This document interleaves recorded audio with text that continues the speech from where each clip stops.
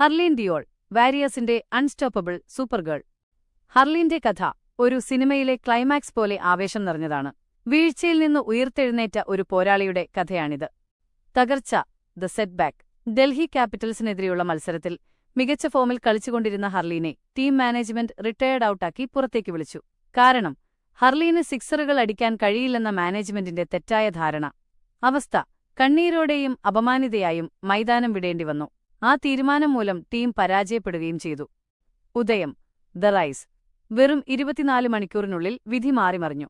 Mumbai ഇന്ത്യൻസിനെതിരെ 162 runs എന്ന വലിയ ലക്ഷ്യം പിന്തുടരുമ്പോൾ ഹർലീൻ ഒരു കൊടുങ്കാറ്റായി മാറി.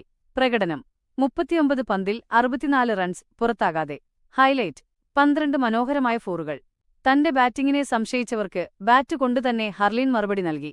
മധുരപ്രതികാരം, ദ റിഡംഷൻ. തലേദിവസം ഹർലീനെ പാതിവഴിയിൽ വിളിച്ച കോച്ച് അഭിഷേക് നായർക്ക് തന്നെ ഹർലീന്റെ ഓരോ ഷോട്ടിനും കൈയടിക്കേണ്ടി വന്നു. 7 വിക്കറ്റ് വിജയത്തോടെ യുപി വാരിയേഴ്സ് സീസണിലെ ആദ്യ വിജയം നേടിയപ്പോൾ ഹർലീൻ പ്ലെയർ ഓഫ് ദ മാച്ചായി തെരഞ്ഞെടുക്കപ്പെട്ടു.